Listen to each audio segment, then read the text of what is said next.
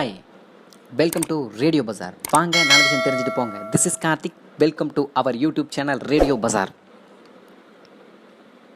First of all, இந்த YouTube channel நான் ஏன் ஓப்பன் பண்ணேன் அப்படின்னா, மக்களுக்கு ஒரு ஜென்ரல் அவேர்னஸ் கொடுக்கணும் அப்படின்ற ஒரு நல்ல நோக்கத்துக்காக தான் இதை ஓப்பன் பண்ணியிருக்கேன். வாங்க வீடியோக்குள்ளே போகலாம். இன்றைக்கி நம்ம பார்க்க போகிற டாபிக் என்னென்னா, ஊரடங்கு. கொரோனா அப்படின்ற ஒரு கொடூர நோயினால் எல்லா நாட்டிலையும் சரி, இந்தியாவிலையும் சரி, எல்லா இடத்துலையும் ஊரடங்கு போட்டிருக்காங்க. இந்த ஊரடங்குனா என்ன?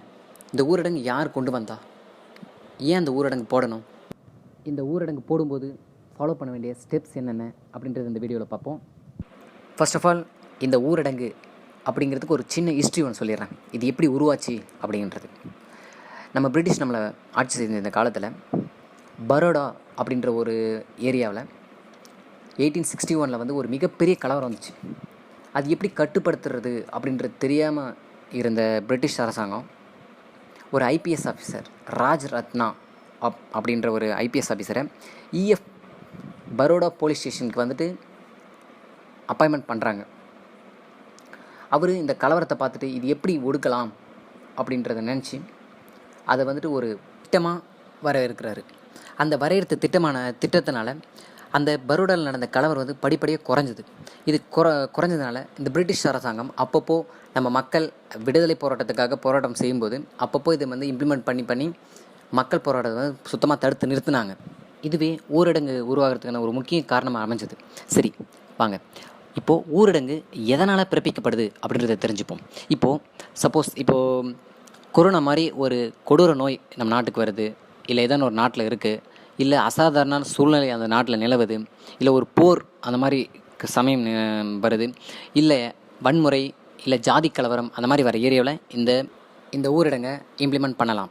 இந்த ஊரடங்கை யார் இம்ப்ளிமெண்ட் பண்ணலாம் அப்படின்னா, மாவட்ட நிர்வாகம், அதாவது கலெக்டர், ஜட்ஜ்,